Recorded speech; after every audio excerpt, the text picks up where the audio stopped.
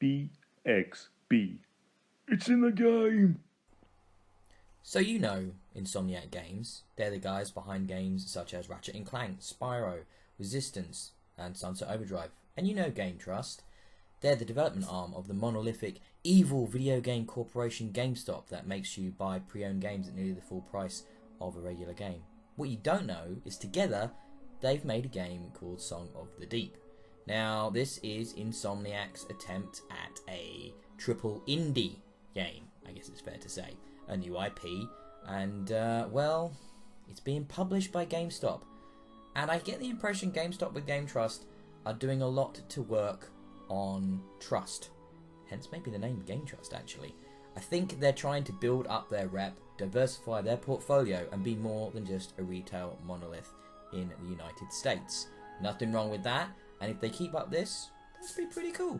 But what that means is, what you're getting right now is my review of Song of the Deep.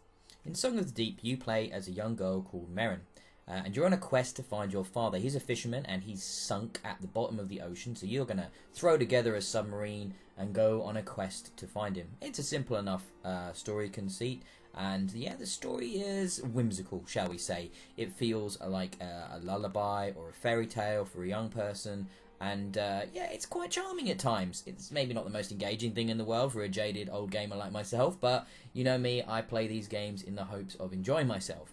And for the most part, I have enjoyed myself with Song of the Deep. It's a metroidvania game.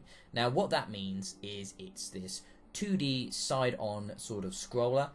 In the submarine setting, you know, that means lots of navigating waterways. It controls quite nicely, it controls quite well. And as you're watching the footage here, this is from pretty early on in the game. This is having mechanics explained to me, and it's at its most basic, because I don't want to spoil any of the more advanced stuff that comes later. But basically, you swim around, that's not maybe the best way of describing it, you kind of fly, float, glide around in this quest, in this Metroidvania setting, as you kind of go through certain levels and areas, and you know, have to do backtracking as you get upgrades and buy new bits for your submarine. And if you've played anything like Shadow Complex, you know, you've played a Metroidvania game before, and that kind of sums up Song of the Deep in a way. It's Metroidvania, it's nicely, you know, it's quite nicely done, it's quite pretty, but it doesn't really do anything to stand out. It does everything well, it's good. It's not great. It's not like there's not lots of a game. It's not like a game I like Inside, which I just reviewed recently, which all I could talk about is superlatives, and just constantly praise it for its innovation and stuff. People have really, you know, been talking about how pretty this game looks. I think it looks nice. It's not mind-blowing. It's very clean. It's very easy to understand the visual language that you're being shown. You know, you've got lots of collectibles, and there's pleasing enough puzzles to solve, and you get upgrades. The progression's quite nice. The experience is quite, you know, it's not super short. It's like 8 hours. Save point and checkpointing is very frequent and generous. I found actually strangely that I got to a point in the game where up to that point it felt quite easy, and then all of a sudden the difficulty ramps right up, and it's like, oh no, this is a real Metroidvania game. There's a real challenge here. Maybe this isn't the game I thought it was, because I certainly thought this was a game for kids. And I don't think it is. It's actually quite challenging. One thing I was slightly concerned about was all the underwater maneuvering, but I actually found the submarine really easy to handle, and there's some quite difficult maneuvers you need to pull off later on with levels of precision, and I was able to do that without too many issues. So that's fine. So, you know, gameplay is nice, is fun.